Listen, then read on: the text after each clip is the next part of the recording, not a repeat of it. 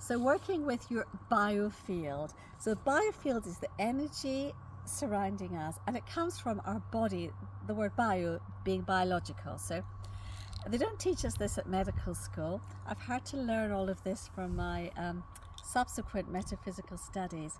However, the human energy itself, and there could be nothing more sacred, so this is why it's like our source energy.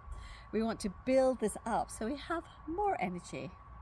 Having spent 30 years in China, I know that one of the things hundreds of years ago with opera singers, the Chinese opera they used to do was they used to give them points basically on their light, how much light they had, which would really be like charisma or energy, we would say. So the Chinese, ancient Chinese, fairly ancient as in a few hundred years, knew that this light energy was a really important part of charisma and not only attracting other people but your actual energy. So the biofield certainly is this ring or this donut shape around us. So a structural engineer would tell you that this donut shape around you is the shape of a torus, T-O-R-U-S. And indeed it is exactly like a torus.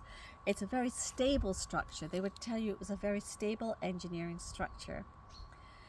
And it comes, where does the energy come from? Okay, so I'm going to mention two things for this biofield energy, or as psychics call it, the aura. It comes from electromagnetic energy from our cells. So we produce electromagnetic energy, and then we have electromagnetic phenomena coming from that. Also, we know that our actual DNA release photons of light. So with photons slightly different, we get all the quantum physics properties that we know about with photons. I mean, let's not go there right now. So I want to just show you how you can use this biofield. Firstly, it surrounds us about ends of our arms, I would say, and it should be really intact. You can imagine if you've had a traumatic day or experience or meeting, or someone's abused you, you actually have been scratched, you've been ripped, and your biofield might be torn. So we want it to be this buffer that is intact between us and the rest of the world, like an old-fashioned big spacesuit that is protecting us from whatever's going on. We go into a meeting and we could say we could cut the energy with a knife.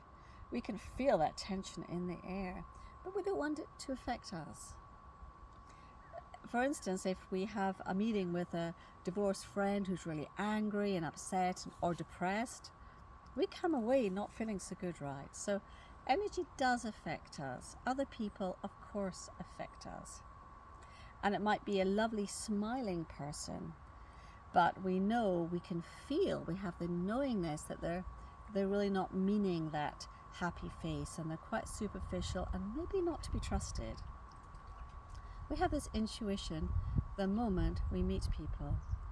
So I want to suggest to you that this is because we have these sensory antennae. I'm thinking now that if you imagine these energy loops that come from us, rather like the antennae on an insect that are feeling energy.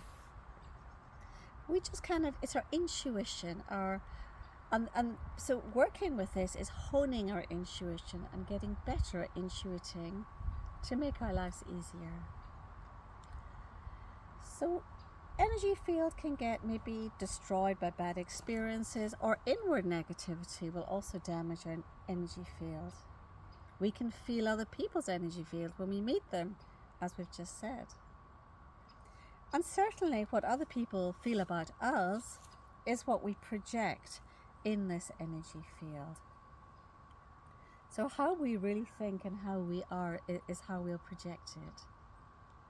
What a beautiful sunny day it is today. So we're talking about the biofield made of light, and I've got this light pouring down into my face. I really feel it's all perfect today. I'm very big on the heart being the big energy center of the body. And even though I have said, which is true, that every DNA in every cell of our body produces these photons of light, if we want to look at the electromagnetic aspect of this, we know that the heart is the big radiator of this light. producing thousands more than our brains. So, I mean, the ancient Greeks, and all ancient people always thought the heart was the center of our being, not the brain. I guess they didn't have this knowledge of quantum neurology and everything that we do now. They thought the heart was the center, but modern science is now telling us they might be absolutely correct, because energetically it is. Isn't this interesting? And also that the brain, of course, tells the heart what to do with nerves. For instance, the brain has a stressful thought, the heart will beat faster. The brain says we're running a marathon, the heart gets in shape to suit. But now we've discovered, only really recently, the last few years, that there are nerves going from the heart to the brain. So isn't this crazy? I mean, what can the heart be telling the brain? But they're real nerves. It's nice for anatomists, I guess, who've only been, they've been dissecting bodies for over 1,000 years, and they've just found this anatomical pathway of nerves, signals, commands and instructions going from heart to brain. That's why they talk about the brain and the heart, and then of course there's the brain and the gut. But the heart actually has a real anatomical, this is not about hormones, this is real nerve pathways. So one imagines that the heart is this sensory organ, feeling things, getting extremely accurate impressions, because it's a very large energy center. And call it our gut feeling, our intuition, our real feelings. And then the heart sends it to the brain to interpret, because the brain's very clever. So it might make up a story, maybe the wrong story, however, maybe the right story. But the brain certainly makes up stories and has the ability to interpret it in words that we may understand. For instance, a lady walks home every night from her job through this dark tunnel every single day of her life to get home. And just this one evening, something really strong just tells her not to go there. She feels she doesn't want to do it. So she walks round, and it takes 10 minutes to go via the park. And the next day, she reads in the paper there's been a murder in that tunnel of another woman. Now that is an example of this feeling ability we have, this beautiful ability to intuit, and we don't even know where things come from. So, this is that the heart powers, and it's part of our biofield for sure, and it's part of what you feel with other people, what they can feel with you. A technique to build it up is, well, grounding is part of this actually, but I'm just going to show you this little exercise because I'm so fond of it. It's called Connecting Heaven and Earth. After 30 years in China, I know a lot of Qigong. I finally got there. Notice I take off my shoes to try and ground to the ground. In fact, connect my electromagnetic energy to the ground. And first of all, we're going to look at my upper body, because I'm going to put one hand up and one down, and my wrist must be 90 degrees as much as I can. And then when I breathe out, I'm going to reverse it. Feel the energy between my hands. Breathing in, I stretch them up again, and I'm really imagining this upper hand is connecting to this force of the heaven above. And I bring my hands down as I breathe out. Feel the energy, and breathing in again as I stretch. And this bottom hand here, this hand below, I'm imagining connecting to this energy of the earth. And you do this about 3 times. Let's do it once more. Looking up and stretching my arms and my wrists back. And now I'm going to bend down to the earth. I'm going to touch the earth, or as close as you can, and breathe 3 times. So on the 3rd breath, I am coming back up and rolling my shoulders back after 3 breaths. And as I did that, as I came up, I imagined drawing all the power and energy of the earth up into my body. Now this is very grounding, but also it connects our heart very much between these 2 centers of above and below, the Chinese concept of heaven and earth.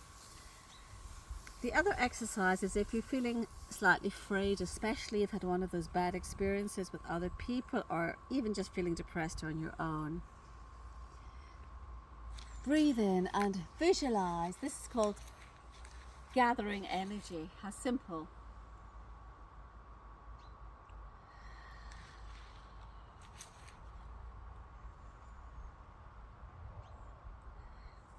I'm doing all of this on the in-breath, okay? So I'm really breathing it in there. Doing all of that in the in-breath, breathing all this positive energy into my body. Do that a few times. And then I want you to imagine you're breathing the positive energy in as we did before. And it's expanding into your biofield all around you.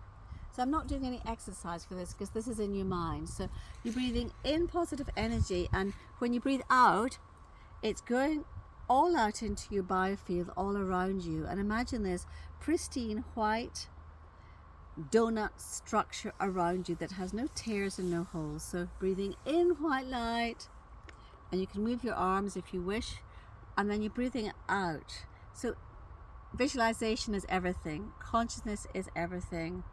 Consciousness comes first, matter second. So if you do this exercise, you will make it more pure, you will make it more whole. Okay, so I think that's enough of the biofield for today. It's been lovely to chat to you guys.